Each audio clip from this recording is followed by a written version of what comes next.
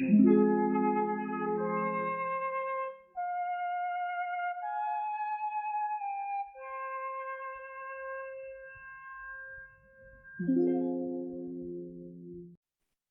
English court of the late 6th century was a hotbed of political intrigue, conspiracies, and power struggles.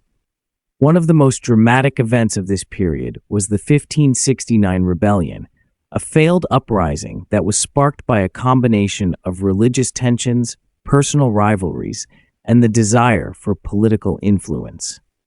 The rebellion, also known as the Northern Rebellion, was not just a military event. It was also a culmination of complex court intrigues, shifting alliances, and the power plays of ambitious nobles.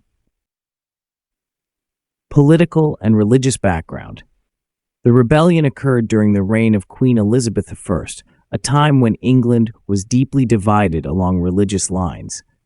Following the English Reformation, England had broken away from the Roman Catholic Church, and Protestantism had become the dominant religion in the kingdom.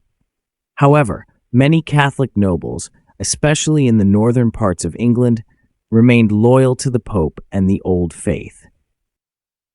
The Catholic threat to Elizabeth's throne was not just religious, but also political, as Catholic monarchs and powers in Europe were seen as potential supporters of rebellion against Elizabeth's Protestant rule. In addition to these religious tensions, Elizabeth's reign was characterized by internal power struggles within her court. The Queen's refusal to marry and produce an heir left the question of succession unresolved, leading to factions vying for influence at the royal court. In the north, several powerful families, including the Percys, the Nevilles, and the Howards, were dissatisfied with Elizabeth's governance and sought greater power for themselves. The key figures in the rebellion. The rebellion was led by two key figures, Thomas Percy, the Earl of Northumberland, and Charles Neville, the Earl of Westmoreland. Both were prominent Catholic nobles who had long been dissatisfied with Elizabeth's Protestant policies and felt sidelined in the Queen's court. They were joined by other discontented nobles, including the powerful Catholic families of the North, who hoped to use the rebellion as a means to restore Catholicism in England and secure a Catholic monarch on the throne.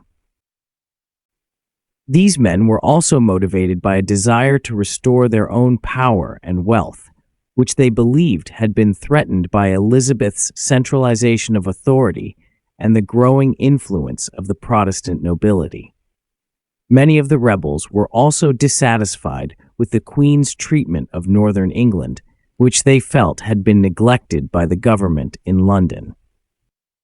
The conspiracy unfolds.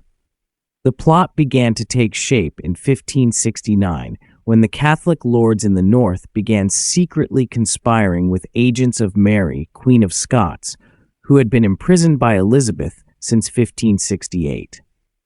Mary was considered by many Catholics to be the rightful Queen of England, and her supporters hoped that her release and subsequent marriage to one of the rebellious nobles would restore Catholic rule. The conspiracy was not without its risks.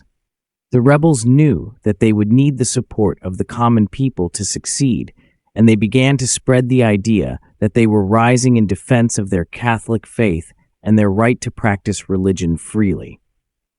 At the same time, they courted the support of Spanish and papal agents, hoping that foreign powers would provide military aid to their cause.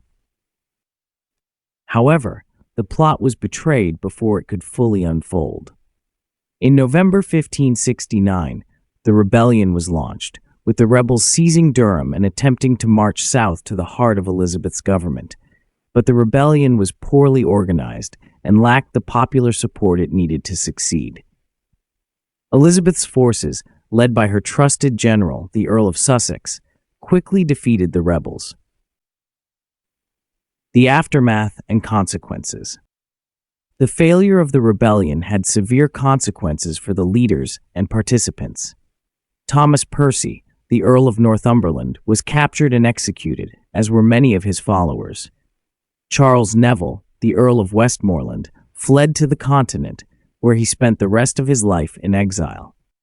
The rebellion had failed to achieve its goals, but it had left a lasting impact on the political landscape of England. The aftermath of the rebellion also exposed the deep divisions within the English court. Elizabeth's government, alarmed by the rebellion, took measures to strengthen its control over the northern lords. The Queen's secret service expanded, and efforts were made to root out discontent within the nobility. This led to a series of purges and arrests, as well as increased suspicion of Catholic sympathizers. At the same time, the rebellion revealed the growing power of the Catholic opposition, which continued to plot against Elizabeth's government. Mary, Queen of Scots, remained a figurehead for Catholic rebels, and her supporters continued to conspire against Elizabeth, seeking to place Mary on the throne.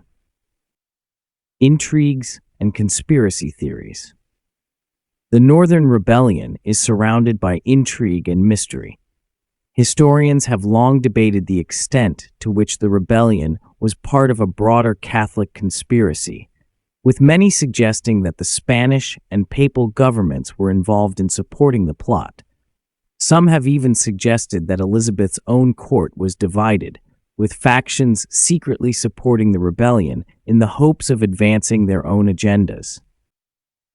There are also theories that the rebellion was influenced by secret societies and underground movements whose members were plotting against Elizabeth's government. One of the most persistent legends surrounding the rebellion is that it was a covert attempt to restore the power of the old feudal aristocracy in England. The rebellious lords, according to some theories, were not just motivated by religious concerns, but were also seeking to reclaim the privileges and autonomy that they had lost under the centralized authority of the Tudor monarchy. In this view, the rebellion was not just a political or religious struggle, but also a battle for the soul of England itself.